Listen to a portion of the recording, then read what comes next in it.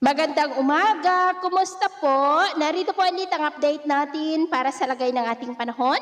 Ngayong umaga po ng April 8, 2025. Sa ngayon po ay mayroong isang high pressure area na nasa south of Japan na magpapahina pa sa mahinang daloy ng hanging amihan o yung tinatawag po natin na northeasterly surface wind flow. Kaya asahan natin na mas mainit na ang panahon lalo na po dito sa Northern Luzon na apektado ng northeasterly surface wind flow hanggang po sa mga susunod na araw. Easterlies na po ang dominanteng hangin na umiihip ngayon dito sa ating bansa. Ito po ay mainit na hangin na mula sa Pacific Ocean, ngunit ito rin ang dahilan ng pagkakabuo ng mga localized thunderstorm na siya pong dahilan ng mga pagulan, lalo na po sa dakong hapon, gabi at madaling araw.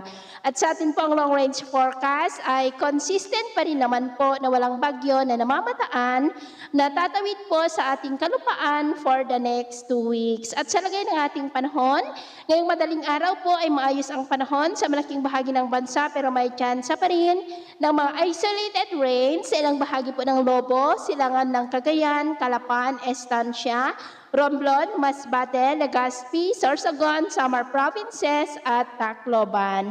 At mamaya po ay sisikat pa rin ang araw sa malaking bahagi ng ating bansa pero may tsansa pa rin ng cloudy skies with isolated rains sa ilang bahagi ng Cagayan, lalo na po dyan sa may Santa Ana, Lobo, southern part ng Quezon, Calapan, Romblon, Legazpi, Sorsogon, Samar Provinces, Tacloban, Estancia, and nearby areas. At mamayang hapon, mas maraming lugar ulit ang makakaranas ng cloudy skies with isolated rains, lalo na po dyan sa may Mindanao, Visayas, ilang bahagi ng Mimaropa, ilang bahagi ng Bicol Region, at ilang bahagi lamang ng Northern Luzon.